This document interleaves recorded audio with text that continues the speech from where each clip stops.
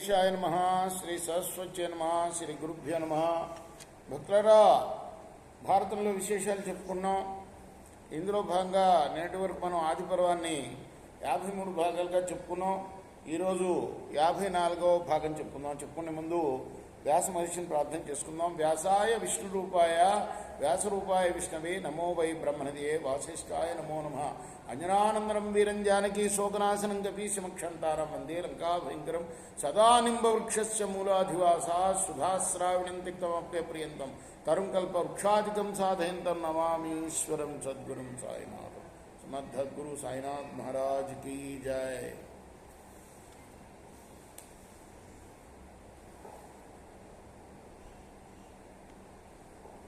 దుష్యంతుడు వెళ్ళిపోయారు. శకుంతలని ఆశ్రమంలో విడిచేసి వెళ్ళిపోయాడు. ఏం చెప్పాడు వెళ్ళేటప్పుడు? నేను వెంటనే నిన్ను తీసుకెళ్తానని చెప్పాడు. 3 సంవత్సరాలైంది, రాలే. ఈ లోపల ఆమె గర్భం ధరించింది. 3 సంవత్సరాలు మోసిందిట గర్భం. ఆ తర్వాత కన్నది పిల్లవాడిని. కనంగానే ఆకాశం నుండి పూలవాన కురిసిందిట. దేవదుందుభులు మోగాయి, అప్సరసులు నాట్యం చేశారు. అప్పుడు ఇంద్రుడు అన్నట్ట దేవతలతో కలిసి, ఇంద్రుడు అంటే దేవతలందరూ కలిసి అంటున్నారన్న, వాళ్ళ తరఫున ఇంద్రుడు అంటున్నాడు, దేవతల అధిపతి కాబట్టి. శకుంతల, పైనుండి ఆకాశం నుండి నీకు పుట్టే బిడ్డ చక్రవర్తి అవుతాడు.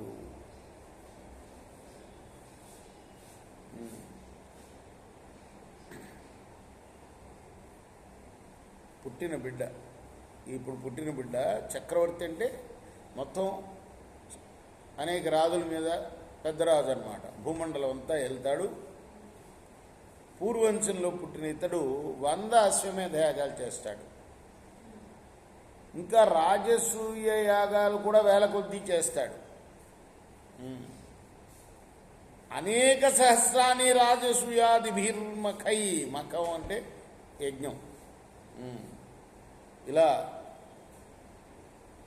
ఆ యాగాల్లో ధనాన్నంతా కూడాను బ్రాహ్మణులకు దానం చేస్తాడు. ఈ విధంగా ఇంద్రుడు శకుంతలతో అంటున్నాడు ఆకాశం నుండి. ఆ తర్వాత చెప్తున్నాడు వైశంపాయనుడు, జనమేజయ మహారాజా, దేవతల మాటలు విని కణ్వాశ్రమ వాసులందరూ కూడాను శకుంతల్ని ఎంతో గౌరవించారు.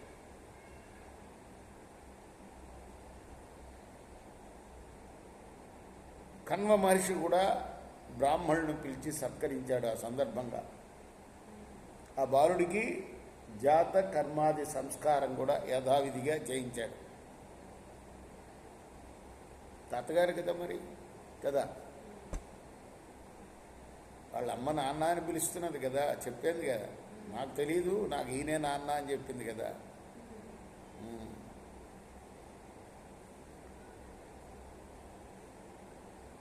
6 సంవత్సరాలు అయింది, ఇంకా రాలా రాజు తీసుకెళ్ళడానికి.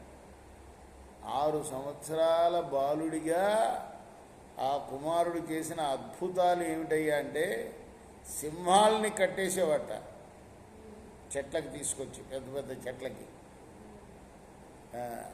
పులుల్ని, సింహాల్ని, వాటిని లొంగ తీసుకుండేవాట. ఒకసారి ఒక రాక్షసుడు ఇతన్ని చంపాలని వచ్చాడు. ఆ బాలుడు నవ్వుతూనే, అంత 6 ఏళ్ల బాలుడు అంత పెద్ద రాక్షసుణ్ణి బంధించి మర్దించాట. ఎంతకి విడిపించుకోలేకపోయాట అతని పట్టుని, బాలుడి యొక్క పట్టుని. వాడు చేసిన శబ్దానికి, ఆ రాక్షసుడు చేసిన శబ్దానికి సింహాలు, పులులు ఇవన్నీ కూడా భయపడి మూత్రం విడిచాయి, జంతువులన్నీ కూడా. ఆ తర్వాత తన మోకాళ్లతో మర్దించి వాడిని ప్రాణాలు లేనివాడిగా చేసేశాడు. ఇక అప్పటి నుంచి ఆశ్రమంలోకి ఒక్క రాక్షసుడు కూడా వచ్చేవాడు కాదుట.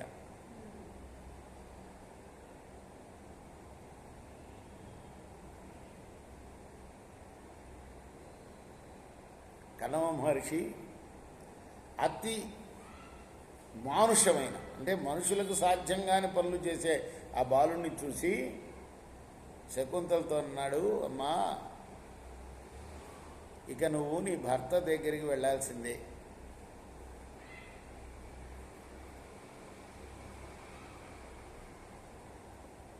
తప్పనిసరిగా వెళ్ళమ్మా, నా మాట విను, ఆయన్ని సేవించు వెళ్ళి. ఆ తర్వాత మనవణ్ణి కూడా కౌగలించుకొని శిరస్సుపై ముద్దిడి అన్నాడు, నాయన చంద్రవంశంలో పుట్టిన దుష్యంతుడు ప్రసిద్ధుడు నీ తండ్రి, నీ తల్లి అతనికి పట్టపురాణి సుమా, వెళ్ళి రాజుకి అభివాదం చేసి చెయ్యి, నువ్వు యువరాజు అవుతావు, అక్కడ యువరాజ్య పట్టాభిషేకం పొందుతావు,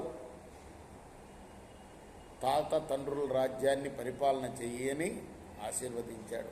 రేపు మనం తర్వాత భాగం చెప్పుకుందాం.